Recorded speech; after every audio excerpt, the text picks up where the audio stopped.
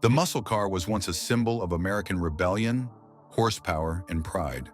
A rumbling V8 under the hood, rear-wheel drive, and the smell of burning rubber defined a culture that was as much about identity as it was about speed. For decades, muscle cars represented blue-collar freedom, cars that could tear up a drag strip on the weekend and still take you to work on Monday. But somewhere along the way, that culture got hijacked, not by the government, not by electric vehicles, but by a toxic trend that started as a sideshow and ended up burning the entire tent down: street takeovers. Street takeovers, or sideshows as they're sometimes called, exploded in popularity in the late 2010 and early 2020, fueled in large part by social media. What started as underground car meets quickly evolved into chaotic and often violent spectacles. Public intersections were shut down illegally. Crowds surrounded drivers performing donuts, burnouts, and reckless stunts. And all of it was recorded, posted, and celebrated online like some kind of cultural achievement. But in reality, street takeovers began to draw unwanted attention, not just from police, but from lawmakers, insurance companies, and the general public, who now saw all car enthusiasts as reckless criminals. At their core, muscle cars were built to go fast in straight lines, to dominate drag strips and prove something to the world. But they were never meant to be destroyed for clout in the middle of intersections or crashed into curbs while trying to impress a crowd. The rise of takeovers took something beautiful, an expression of engineering, individuality, and pride, and turned it into a destructive circus. Muscle car owners, many of whom spent years building their cars with their own hands, suddenly found themselves grouped in with the same crowd doing donuts and stolen chargers. The line between enthusiasts and anarchists became blurred, and car culture suffered as a result. One of the biggest issues with street takeovers is that they completely disregard the concept of respect. Respect for the machine, for the public, and for the legacy of car culture itself. Traditional car meets had unwritten rules. You didn't rev your engine like an idiot in a parking lot full of classics. You didn't endanger the lives of others to show off. You admired the work someone put into their car. You asked questions. You learned. But takeovers flipped that on its head.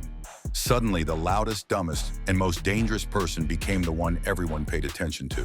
It stopped being about the cars and started being about spectacle. And once the spectacle became more important than the substance, muscle cars started dying, not just physically, but culturally. It didn't help that many of the cars involved in takeovers were the same models that once carried the torch of the muscle car era. Dodge Chargers, Challengers, and Ford Mustangs became the poster children for reckless street activity. As footage of them sliding through intersections and crashing into bystanders went viral, public perception began to shift. To the average person, these weren't American icons anymore. They were tools for destruction. This stigma wasn't fair to real car lovers, but it stuck. Insurance premiums skyrocketed for muscle cars. Some cities even passed laws allowing the seizure of vehicles used in takeovers. Dealerships started pulling back marketing efforts for performance models, and the writing on the wall became clear. The muscle car era was being killed from the inside. Manufacturers took note. By the mid-2020s, Dodge announced it was phasing out its V8-powered Charger and Challenger models in favor of electrified alternatives. While this shift was partly due to tightening emissions regulations, there's no denying the impact that public backlash from takeovers had on the brand's decision. It's not good business to sell a car that's become synonymous with lawlessness and lawsuits. Meanwhile, Ford pivoted towards making their Mustang Mach-E, a crossover EV, as the new face of the Mustang line, much to the horror of purists. Chevrolet, too, is moving away from the Camaro, leaving a void where the Big Three once stood proudly.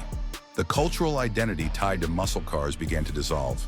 And while some blame environmental policy or corporate decisions, the real gut punch came from within the community itself.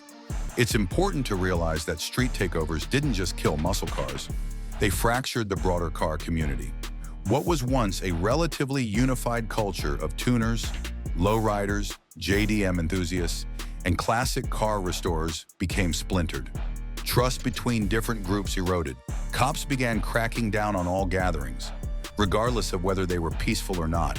Enthusiasts who had been part of the scene for decades suddenly found themselves targeted, their meets broken up, their cars towed, and their reputations dragged through the mud. People stopped bringing out their builds for fear of being lumped in with the chaos. The very spaces that nurtured passion and creativity were poisoned by a few attention-hungry individuals looking to go viral. There's also a generational element at play. The younger crowd, raised on Instagram Reels and TikTok, craved instant fame. The focus shifted from craftsmanship to clout. Why spend years building a 700 horsepower machine when you can buy a used Hellcat, floor it in traffic, and become a viral star overnight? That mindset devastated the culture.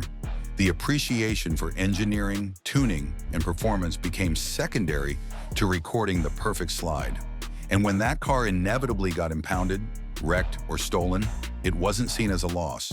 It was just the price of attention. That disposability mindset directly clashes with what muscle cars always stood for: time, effort, and legacy. Law enforcement responded harshly and sometimes indiscriminately. Anti-takeover task forces sprang up in cities like Los Angeles, Houston, and Atlanta. Sting operations led to mass arrests. Police began using drones, traffic cameras, and undercover cars to identify organizers. In some jurisdictions, they even started arresting spectators, not just drivers. That level of crackdown might seem extreme, but it was a reaction to the chaos that takeovers brought. People were killed, pedestrians were hit, shots were fired, the scene got out of control, and law enforcement cracked the whip. But in doing so, they swept up the innocent with the guilty. The guy bringing his 1970s Chevelle to a burger joint meetup suddenly found himself under scrutiny just because he had a loud car. The media has always played a role in the narrative.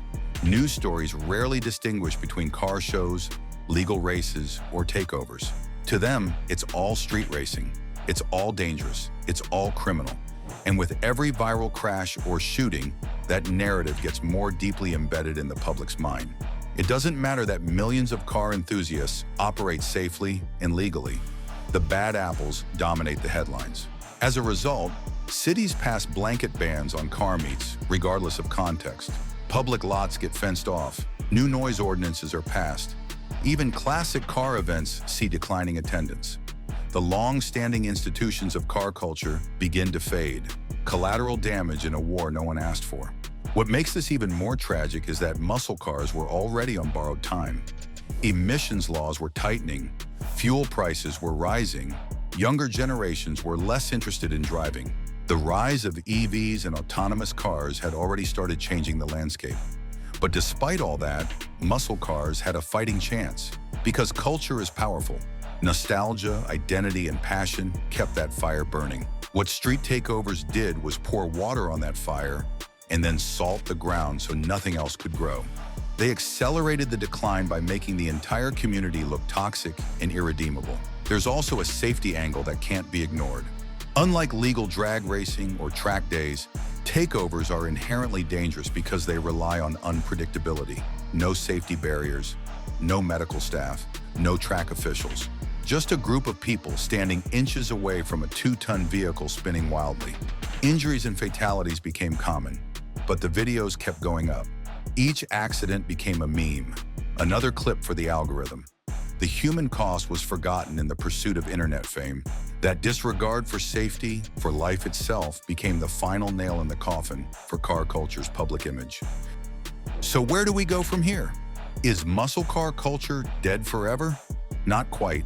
There are still pockets of resistance. Legal drag strips and racetracks are seeing a slow resurgence in popularity.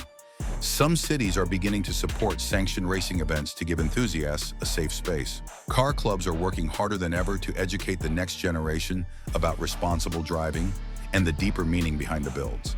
And most importantly, people are starting to speak out against takeovers. Not just law enforcement or city officials, but real car enthusiasts who are tired of being misrepresented. In the end, street takeovers didn't just kill muscle cars, they betrayed them. They took the soul of something beautiful and twisted it into a sideshow. But cultures don't die overnight. They evolve, adapt, and sometimes they rise again from the ashes. Whether muscle car culture can do that remains to be seen. But one thing is certain, it won't happen unless we start drawing the line between passion and destruction, because loving cars should never mean destroying everything around them.